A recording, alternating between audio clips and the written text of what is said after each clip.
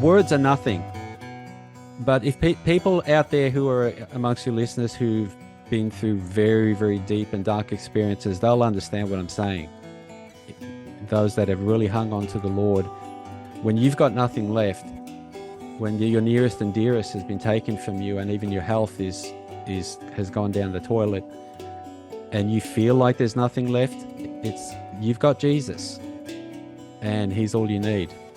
Jesus is the ultimate manifestation of the one true God. He is God, actually. He's Emmanuel, God with us. So He's the face of God.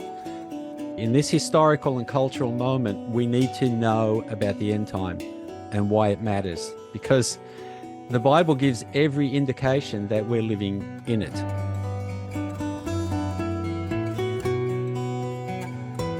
Well, hey everyone, thanks for watching. If you like what I'm doing here, please be sure to click the like button and subscribe to the channel. I'd really appreciate that. I'm here right now with Brother George from the Bible Made Easy podcast. Hey George, how are you? Doing good, Peter. Thanks for having me on your show. It's great to be here with you. All right. Yeah, we've been talking about this for a while.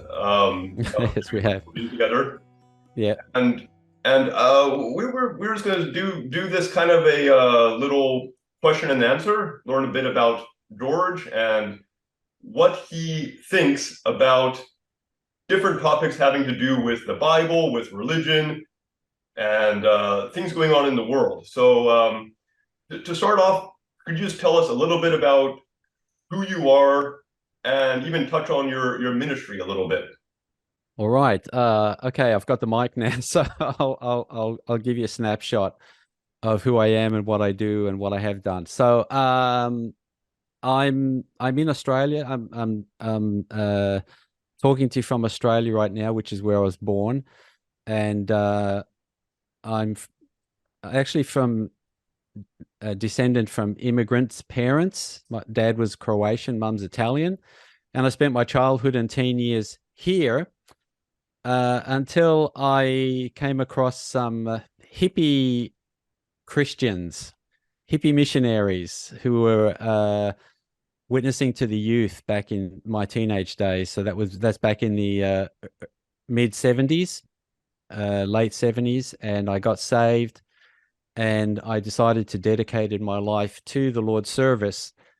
So back in late 1980, I gave my life to the Lord as a missionary, left my job, left my family behind, which was not easy to do, left my interests behind, which also was not easy to do, completely cut ties with my former life. And I spent a year traveling Australia, also ministering to youth and learning the Bible, getting the basics of training in missionary life in Australia. And after almost a year there, I pushed off to Indonesia. I was in Indonesia for 2.5 years. I was able to learn the language rather well, and I was involved in a host of missionary activities, from Bible studies at home to promoting a Christian radio program to ministering to the poor. You name it, I did it. Eventually, I met my first wife there, and who has since passed on to her reward. Anyway, we got persecuted out of Indonesia, which Indonesia, you might be aware, is a vast majority Muslim nation.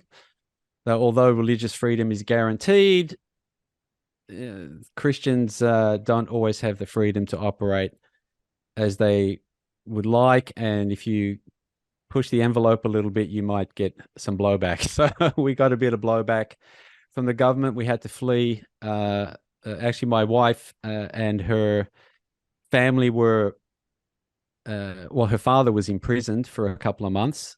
I think her father was on your show, actually. Peter Van Gorder. Oh, okay. Yeah. That's right. That was back on the Bible for You. Yeah, that's right. That's right. We talked about Revelation chapters 21 and 22. That was great.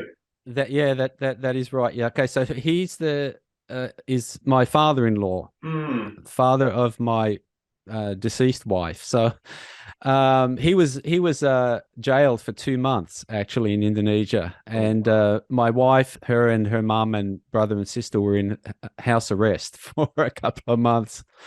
Oh, it was a scene. But anyway, the government, I don't think it wanted to take the case too far. They just wanted to send a message to us and everybody else out. Look, don't push it.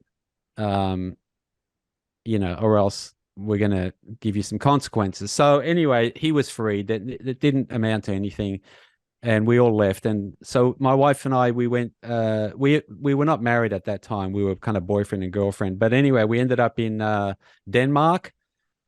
So that was 1984, and in Denmark we manned a base with a bunch of other missionaries that were going into the Soviet Union, mostly Poland. So from Denmark, a free Western country, we were sending teams into the at that time what was known as the Soviet Union, the communist group of nations, and they were ministering undercover there. So we were there in Denmark for a couple of years, and then the Lord moved us on. We had our first child there. We went to Japan, and I spent 30 years in Japan. Halfway through that time, we made a short trip back to Australia so that I could have a kidney transplant because my kidneys failed. I was on dialysis. That's a long story. You can ask me about that later if you want. And I got the transplant, which was from my sister. God bless her. And so that was back in the year 2001. And but then just as we were about to return to Japan to our mission field, my wife had a brain aneurysm and she passed away. It was very sudden. That was just a few months after the um, transplant. So that was a shock. That was a devastation for us at the time. And I'm making a long story short. You can ask me questions about this if you want to, but we stayed on in Australia a little while longer, and then I decided to just go back to Japan with my kids. We had 5 at the time, and my transplanted kidney. So I went back to Japan, stayed another 15 years, I think, until 2017. And in the meantime, I met my present wife, and we have 2 kids of our own. And in Japan, I did everything that you could think of, Bible studies and feeding the homeless and pamphlet distribution, personal witnessing, charity concerts, gospel concerts, just anything for the Lord. And then my transplanted kidney failed about 6 years ago, and we have returned to Australia so that I could go onto the waiting list in order to get another kidney. And here I am. All right. So Wow. that's the short version of a very long story. Now, I'm not, because of my health, I'm doing dialysis, which is blood cleaning in the place of a working kidney 3 times a week at a local clinic, 4 hours per session. So basically every second day I have to get my blood cleaned to stay alive, without which a person will pass away within a week. So because of that, my health is pretty poor compared to someone my age. I'm not very mobile and have poor energy levels and all that. So I'm not active as I used to be. But in my inactive state, the Lord has given me another avenue by which I can be a witness, and that is that I started my podcast about a year and a half ago, which you mentioned at the beginning, the Bible Made Easy podcast. And so all I have to do for that is record a podcast once a week. I just have to prepare the material, research, prepare it, type out what I want to say, and then I record and upload. And that goes around the world and is listened to by hundreds of people Wow. every month. So Fantastic. still active in that sense. Yeah. So Oh, that's a short version of a 40, 60-year-old life. Okay. so Uh, yeah. Wow. Thanks for sharing that. So I think it's fair to say your life has been very much dedicated to Jesus and to the idea of serving Jesus, being a missionary. Um, so, question, who is Jesus? In your own words, who is Jesus and why is he so important to you or to everybody? right.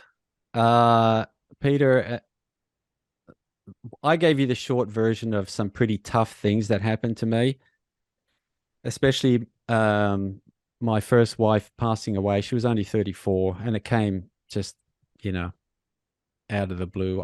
I got a transplant, and we thought that saved my life. It did.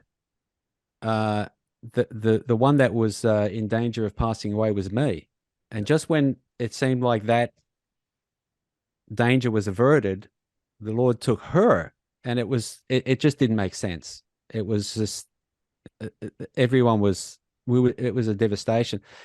And then that whole thing with my health and all that. These have been there've been some very, very rough periods. What is Jesus to me? He's the one that brought me through all that. Words are nothing. But if people out there who are amongst your listeners who've been through very, very deep and dark experiences, they'll understand what I'm saying. Those that have really hung on to the Lord, when you've got nothing left, when your nearest and dearest has been taken from you, and even your health is has gone down the toilet, and you feel like there's nothing left, it's you've got Jesus, and He's all you need. Um, I can say that. I can also let the Bible do the talking, and according to the Bible, uh, there are a number of very beautiful descriptions of who Jesus is. There are scores of them actually, but I've picked out a few, and I'd like to let the Bible speak for Oh, itself, if you don't sure. mind. Yeah, I'm just going to read you this list. yeah. So this is quoting from the Bible, titles or names given to Jesus: Son of God, Lord, Savior, Messiah, King of Kings, Redeemer, Lamb of God, Holy One of God, Good Shepherd, Lion of the tribe of Judah, Light of the world, Wonderful, Counselor, Deliverer, Prince of Peace, and more, many, many more. Now, do you have a favorite there, personal favorite? Look, Good Shepherd, because Mm, I'm a sheep and wow. I've been a lost sheep, and He found me, and He's protected me from the elements, the wild elements of nature that have threatened to destroy me, the wild beasts and all of that that have come real within an inch of putting an end to me. But he sacrificed Himself. He left the halls of heaven where there was perfection, and He was willing to come here purely out of love and compassion for people like me. So if I were to choose one, tough choice, but yeah, Good Shepherd. Now, the Bible goes on, and uh, Jesus Himself spoke about Himself. And here's a few, I think, pertinent verses that come to my mind when you're asking, who is Jesus? Well, John 14:6, I am the way, the truth, and the life. No man comes to the Father but by me. This is very profound.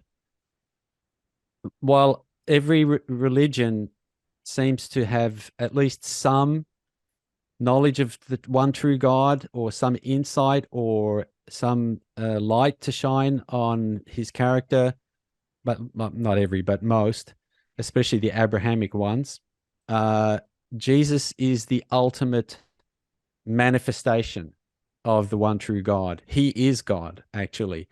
He is Emmanuel, God with us. So He's the face of God. Um, he is the water of life, also, as He said to the woman at the well in John chapter 4. If you knew the gift of God and who it is that He's saying to you, give me a drink, you would have asked him, and he would have given you living water. His word is the living water. It is what gives us life and helps us to sustain our spiritual and physical life. Revelation 21:6 says, I will give the fountain, I will give of the fountain of the water of life freely to those who thirst. And he says, I'm the bread of life, I'm the resurrection and the life, I'm the light of the world. And Psalm 139 indicates that he's the one who knows us since before we were born, while we were formed in our mother's wombs. This is very enlightening to me. It just shows how intimately he knows each one of us and loves each one of us as if we were an only child. And that's very important to me, to know his character, that he loves me that much. So summing up a little bit about all that, I think Dr. Tim Keller, who passed away recently, God bless him, onto his heavenly reward. He was the pastor of New York, a church in New York called Redeemer Church, a best-selling author and well-known writer, and that he had this to say,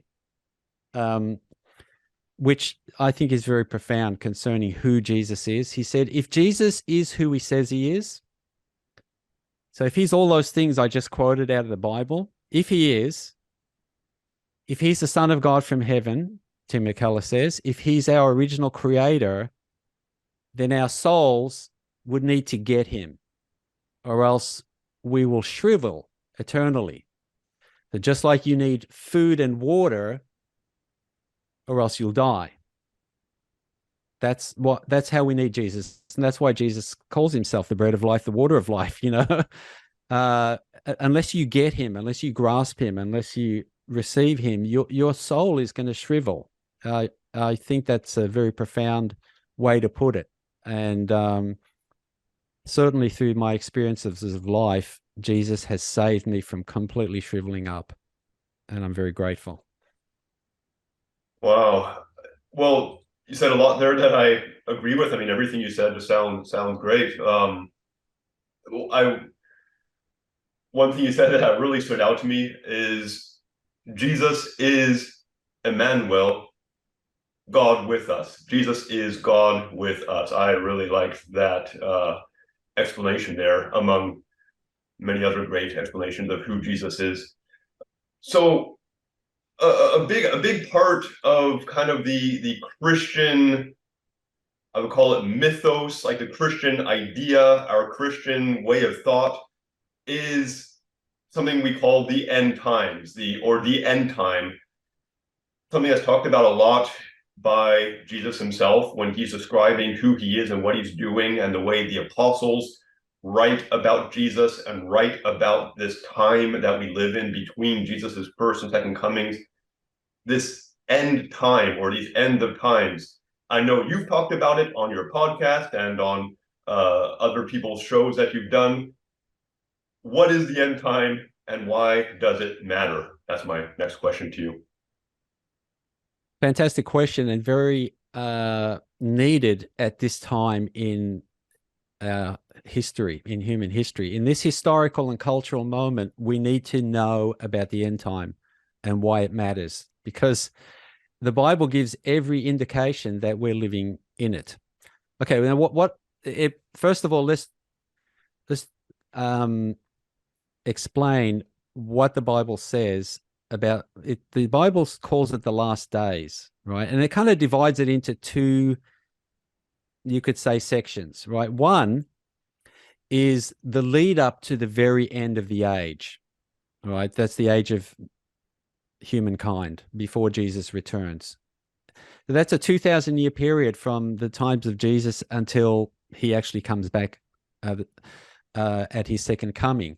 It's a very long period of time, and it's called the last days, right?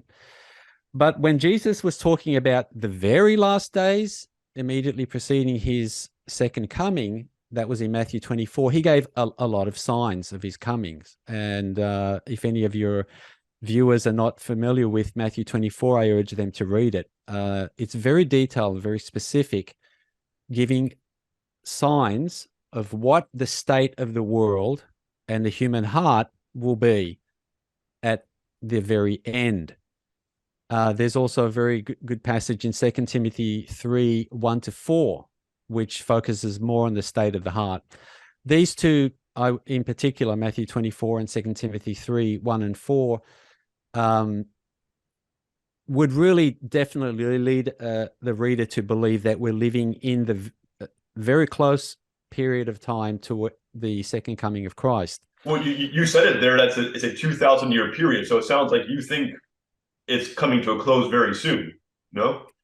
Well, the reason for that is because of this second part that I just mentioned, that the end time is kind of sort of divided into two parts, that 2,000-year period, but then that final very short period immediately preceding the second coming of Christ, which is capped off or ended by a 7-year period that is the reign of the Antichrist.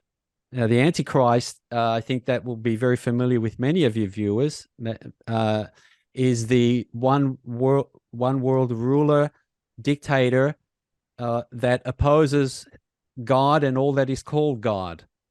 And the Bible gives very specific prophecies, especially in Daniel and in Revelation, giving a timeline of regarding his rule, describing his character, describing the length of his rule, describing what he sets out to do, describing how he persecutes Christians, and describing the establishment of his one world government and some of the workings of it, especially in Revelation chapter 13, which tell of the establishment of an economic system that centers around the requirement for all citizens of the globe to receive some kind of mark on their right hand or on their forehead, without which they will not be able to participate in the world economy. The scripture says they will not be able to buy or sell unless they receive that mark.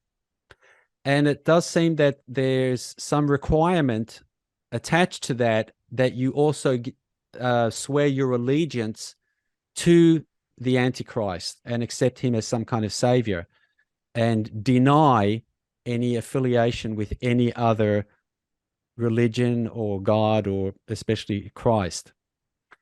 And the scriptures are so specific in their description of this final 7 years and the reign of the Antichrist.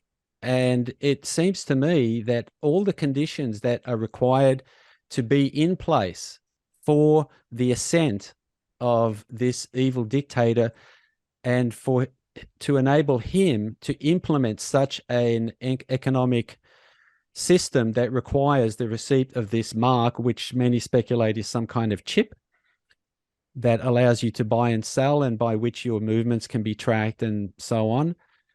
Well, those conditions have never been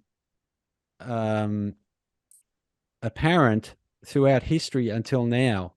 This is the first time in history that the infrastructure is here by which the Antichrist is able to implement that kind of world government and world economic system based on perhaps a computer chip or some kind of digital ID that's on your body, right?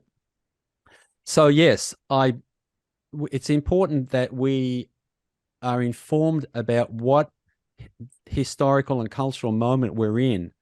We need to know if this is the end time, and we need to be aware of it, and we need to know how to live in it. It's not going to be easy, but it's better to go in with your eyes open than to go in blind and be caught unawares. So, like you say, this is a time when something like this could happen because technology would allow for it. That's a interesting point, because of course we have seen antichrist systems throughout history. Since the time of Jesus, there have been many antichrists who have fought against Jesus and his church. But we're at a point now where such a system, such an empire could be global at some point. Now, I would say that doesn't mean that it's about to happen. You know, we look around the world. Personally, I don't see the world ready to, as Revelation says, worship the beast and the dragon. But then we are in a situation where we do more or less have a global civilization. Everyone is connected. We are at a stage where probably for the first time ever, we could have a possible global worldwide government. And as we see, the when the world is ruled by man, things often go a little bit twisted, a little bit dark, and to the point where we could, as you say, see a Revelation chapter 13 type scenario unfold around the world due to our connectivity and the fact that, yeah, we live in a global civilization.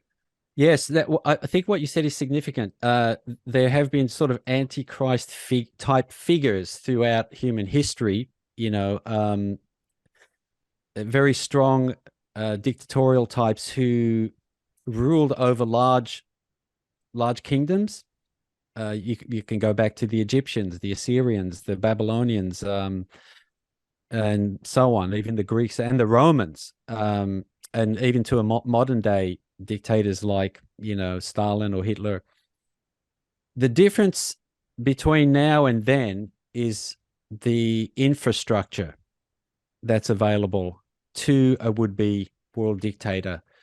What we can have now is a world dictator who can appear to almost every single human on the planet instantaneously via your device that you hold in your hand, your smartphone or your tablet or your computer that's in front of you while you're working. So if there were to arise someone in the future, it could be, you know, in a few years or 10 or 20 or 30 or 50 years or whatever, they would have at their disposal the technology to implement what is written in Revelation 13 and other passages. It's there, but I would agree with you, Peter, in one thing is that the world isn't quite ready for that yet, especially worshiping a human as God. That's not there yet. But you know what? I see signs of that coming up. For actually, was a very interesting, actually a very interesting scenario playing out in the USA right now with with Target, the chain of retail stores, and they put out this line of clothing celebrating Pride Month.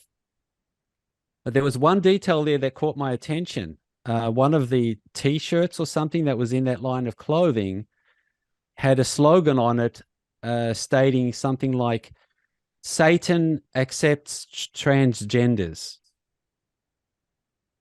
Now, this made a little bit of ripple in the news, but a much bigger ripple amongst Christian commentators, that a mainstream retailer would stock an item that gives glory to Satan and contrasts Satan as more understanding and more loving and more inclusive than, well, the obvious opposite number, which would be the Christians and Jesus, right? Yeah. Yeah. So the subtle message there is Satan is the good guy, and the Christians and the Christian God and Jesus, they're the bad people. They're the ones that want to oppress you. They're the ones that want to restrict your freedom. Related to that is a very subtle, but for those who have their eyes open, in your face movement in the West, especially, that Christianity is bad and restrictive. Now, every social move, every negative move of the social progressives that are quite destructive to Christian morals or the formerly Christian West, that are degrading and all of that, they're being opposed by the Christian community And those who are pushing those progressive morals and so-called freedoms are painting the Christian community in a bad light. They're constantly criticizing the Christians in some ways with merit. There's a lot of things the Christian community deserves condemnation for and criticism for. On the other hand, there's a lot of things that the Christian community are standing up for good and righteous and moral and um, principles that are good for the emotional and spiritual well-being of the nation. But the critics, the people who are pushing these sort of, you could say, antichrist morals on everyone, they're criticizing Christians without saying it's the Christians, but they're saying everything else. They call them right-wingers, or they call them conservatives, or they call them this or that, and they're hitting them from both directions, warranted criticism and unwarranted criticism, but it's the Christians that are being portrayed as the bad guys.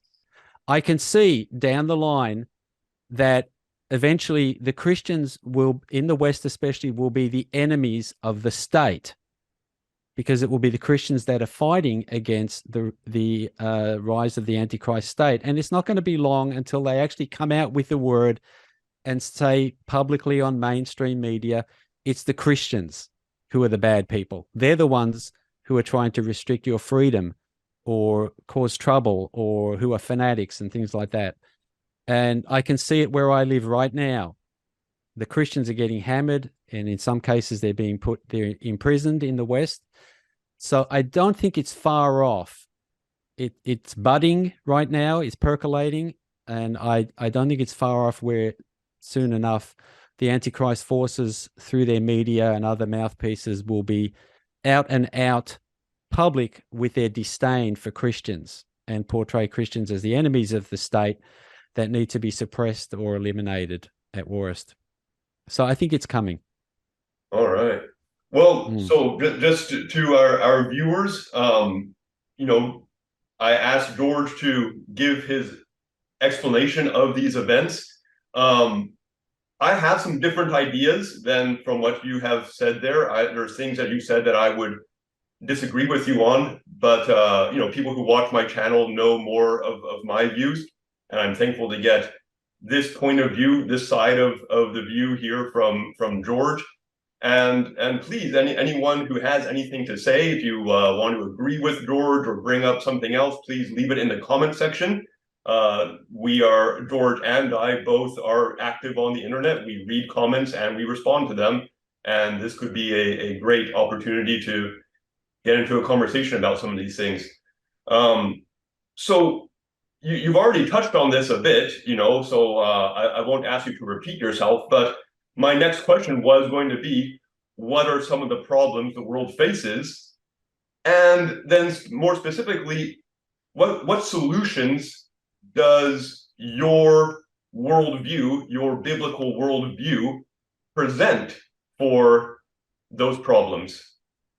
Well, first of all, spiritually speaking, these problems which were prophesied in the Bible, that in the last days men's hearts shall be, wax worse and worse. The love of many shall wax cold. There will come a falling away first of faith, and then that man of sin, the Antichrist, be revealed. This is a serious problem. And the number one problem is either a lack of faith in the one true God and in Jesus, his son, and or a loss of faith in them. And this is the root of all the problems you have now. The human condition is the number one problem. And that's why we have strife. That's why we have disagreement. That's why we have, groups pitted against each other, nations pitted against each other, rivalries, and war. That's why we have poverty, which is a very serious problem. This is why we have very serious issues with mental health, mental disease, sickness, all of that, these things. And the answer to all of those is the gospel. that will now nothing's going to take away the fact that we're living under the curse. So we're not going to get back to the Garden of Eden style living, even if we do return to faith on this earth, but things will be better. So So I would specifically, say so that, the gospel is a solution. Yeah, could you just elaborate on that a bit? well, it's the gospel. The heart of the gospel is the law of love, where Jesus described it as one, love the Lord thy God with all thy heart and with all thy soul and with all thy mind. And the second is like unto it, thou shalt love thy neighbor as thyself. He described it in another passage where he said, do unto others as you would have them do unto you. If this is at the heart of our every human being's being in the forefront of their mind, what a radical change we would have in the world. Every problem I listed and every other problem that we have in this world would be quite significantly mitigated and reduced in severity if people had that. I mean, poverty, for instance, poverty is the unequal distribution of the resources that God has given us. One way to relieve poverty is to share more, to have a compassion on the poor, to ensure a far more equal and equitable distribution of resources. That, I mean, that would come from come from a heart that can only come from a heart that cares about the poor. And our human nature is to be selfish, to live in the dog eat dog manner. But the gospel changes that type of heart. That's kind of human nature in a way.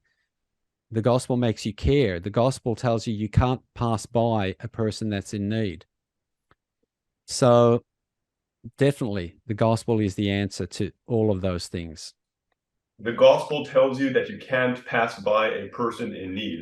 You know, I guess there's a lot of ways you can summarize the gospel, but you know that's a pretty powerful one right there. You know, when I read the gospels, I'm just floored by how inadequate I feel compared to like what Jesus holds up, you know, what he wants from people to be a part of his kingdom. He says, you know, you got to do this and that in order to obey the commandments of Jesus, the thing that he asks people to do. He says, you know, if someone comes and takes something from you, don't resist them. Instead, give them something else. How do you run a society based on that? It's like he's trying to undo everything that humans have built and prided themselves in for thousands of years. It's like he is, I guess, like Daniel in Daniel chapter 2, like that dream. There's this image of man, all of man's power and his rule, and then this stone comes along and just knocks it over, and it all goes away, and something else comes up in its place. Man, the gospel is well, we could go on about it forever, and I do hope that we get to have more of these kinds of conversations to get into some of these details, because that's such a topic there that we just go on and on about. Man, so you know, to say the gospel is a solution to the world's problems, it sounds like an easy thing to say, but then when you get into it, you see how real and powerful that is, what the gospel does to our spirit, to our minds. And man, I guess to bring up one of Jesus's parables, the kingdom of heaven is like yeast in a dough. You don't see it. You don't see it working, but it's growing until it takes over the whole thing. I just think so often, I think, what would the world look like if we all lived according to the Gospels? I think there's a lot of things that we take for granted in the world that just wouldn't exist anymore. I mean, would we have cities? Would we have borders? Would we have prisons? I mean, if the commandments of Jesus are like you don't ever pass up somebody without taking care of them. You don't get to exact judgment on people. You take those things to their logical conclusions, and man, how different the world would look. And the thing is, none of it is unrealistic. You know, the human body and mind, we are fully capable of living the gospel. It's a choice. It's a choice. We can do it individually, we can do it as a family, we can do it as a church, as a community. It can happen on all levels, and it can and should, and I believe will, take over the entire world. That's the issue that I'm concerned about, is getting the gospel out Yeah. to people, because the gospel is the ultimate cure. Wow. Now, the gospel is not going to become realistically the cure for every single human, because not every single human is interested in the gospel. We know that. But we are commissioned by Jesus to go into all the world and preach the gospel to every creature. And so that is my principal interest. There are plenty of people who are doing their best in practical ways to mitigate some of the problems in the world. Some of the practical problems like poverty and mental illness, and drug and substance abuse, alcohol abuse, those kind of things, domestic violence, and all. There are a lot of people out there, and God bless them. They're hands on, and they're face to face with the fruits of the work of the devil in people's lives, and they're trying to help out practically. To me, they're kind of they're like frontliners who are ministering to those who are in need. And I've done some of that myself, ministering to the poor. Was doing that for 20 years, in Japan. But the real ultimate cure definitely is the gospel. And so there are certain people who know the gospel well. And when you do know the gospel well, you know the Bible well, I do believe that it would generally be God's calling for such a person to concentrate more on ministering the word to people. Mm. Oh, wow. All right. So we had planned ahead of time kind of the topics we would talk about. We've covered some of those things. You shared your story, shared your thoughts on Jesus, on the end times, on problems and solutions for the world. I also wanted to ask you just a few kind of surprise questions that we hadn't talked about ahead of time. Just see where this goes. Um, Sure. so Give it to me both barrels. We'll see what I can okay, do. George, do you have a favorite Bible character? Okay, good. That's a very good question. Of course, Jesus is the ultimate superhero. So, he's everyone's favorite, and he's mine too. But besides him, uh, I would say I have a great admiration for Joseph in the Old Testament, Okay. who was badly, mistreated by his family, thrown into a pit, sold into slavery, wound up in Egypt, and did a great job at first in Potiphar's household. Potiphar, who was the captain of Pharaoh's guard, I believe, and until he was falsely accused of sexual assault by his Potiphar's wife, wound up in jail again, and all that. And he went through so much, and yet he kept his faith in the Lord. And every time he got beaten down, he got back up again. As the scriptures say, a just man falleth 7 times and riseth up again. Well, he was one of them. And after all that, he found it within himself to even forgive his brothers for what they did to him. And he uttered those famous words, "You meant it for bad, but God meant it for good," which has been a great source of encouragement for me in my life, because I've had quite a few troubles happen to me that seemed to be bad at the time, but God meant it for good. And in in spite of all that, he ended up being mightily used of the Lord to become second in command in Egypt, next or under Pharaoh, and to save his people and to save all Egypt from the effects of a 7-year famine. And because of what he did, Israel was saved, and through Israel came the Messiah. And because of the Messiah, you and I are here today as saved Christians. So I have a great admiration for Joseph. Yes. Neat. Wow. So I actually had another question kind of along those lines, but do you have a favorite Bible story or just a Bible story that comes to mind that you'd want to talk about a little bit? Well, that's also very interesting. Of course, Joseph is one, but another one is the story of King David. And as a matter of fact, I have been reading through that story with a Japanese woman who's a Bible student of mine, and we have a Bible study every second week over Skype on a Sunday. I just had one a few hours ago with her, and we've done about 7 or 8 so far, and we've got one more to go, and we'll get to the end of the story of King David. That story is it's the biblical equivalent of, like the Lord of the Rings or something, or a Star Wars. It's just a saga that goes on and on with all these twists and turns in his life. And David was also a very great man who the Bible describes as being after Jesus's heart.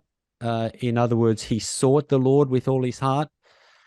And you, David was a very human person. He was called to a position of great importance at a very pivotal time in the history of Israel, which was the nation called to bring the Messiah into the world and to be like the oracles of God's word to the world, the keepers of the word of God and all that. And you see David taking on this incredibly profound position in world history, in the history of Israel, in the history of God's plan for humankind. He becomes the centerpiece of it in his moment in history. And he's just a sinner. He does a lot of things that were just absolutely awful, very much like the kings of the surrounding nations. He was acting like them in the way that God commanded the kings of Israel not to act. Mm. And he still had that sort of those worldly ways of thinking and doing things kind of infused in him, but yet he was trying to be obedient to God and trying to move away from those things at the same time. Very much a human like us. I don't think I would have done any better if I were in his shoes. But he succeeded, and he was a wonderful king. And I find that story extremely fascinating. And this time reading through it with my student, I got so much out of it. It was very inspiring. Wow. Yeah. No, you're right. And so much of the Old Testament is written around David, or in the case of the Psalms, even by David himself. It's Yes. a fascinating epic, and I think different people will read it and take different things from it. You know, it's something you can develop ideas and theories based on, and it can really influence your worldview and how you see other things. It's a very rich and vast story there, like you said, a real epic. Last question for you. Sure. Any predictions for this year, 2023? Anything that you think this is going to happen? I can't give any specifics, like a prophet, an Old Testament prophet or John the Revelator, and say thus and so this specific thing will happen.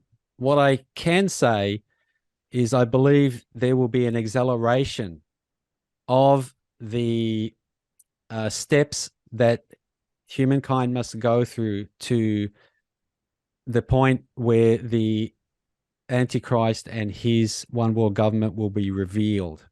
I think, as we talked about before, the infrastructure and also the mindset, um, the desire for greater human cooperation, which is necessary.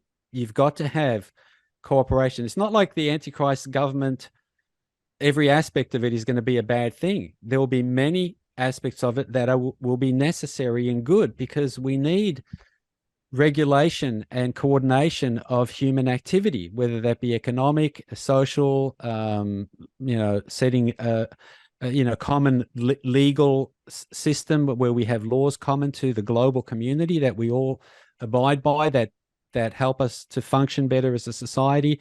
A lot of the infrastructure or social structures and activity of the Antichrist government are needed. They'll be good things that will lead to more cohesive cooperation between nations and the global community. That's good. I'm for that, actually, and I can see an acceleration of that, a speeding up of that process of getting to that point where we really truly function as a global community, which is a good thing in principle. Where the trouble comes is if the people leading that global community don't have their hearts right with God, which the Antichrist won't. So that's what I predict. In the coming days, we'll see more of that, I believe. All right. Well, interestingly, I had a conversation with someone else who came on my channel, Fritz Drop. He said some similar things to what you're saying about, he sees the world coming under tighter and tighter control and freedoms being at risk. Now, he is talking about it from a secular point of view. He is not a Christian. And like with you, there's things that he says and things that you say that I agree or disagree with. It's interesting to see kind of where different people coming from different point of views come to the same conclusion. That's always a very interesting thing to see. And I'm really glad to bring someone like you or someone like him on. Let you just kind of give your worldview, give your opinion on things, and viewers can watch, can learn, can leave comments. Please, anyone watching this, leave comments.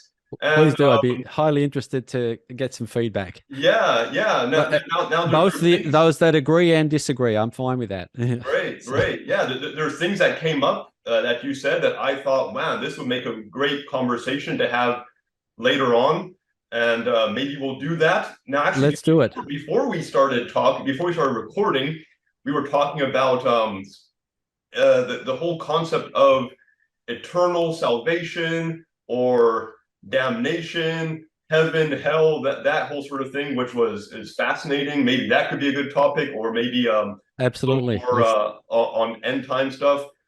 Sure. I hope we get to do more of this later. And any just closing words before we stop this?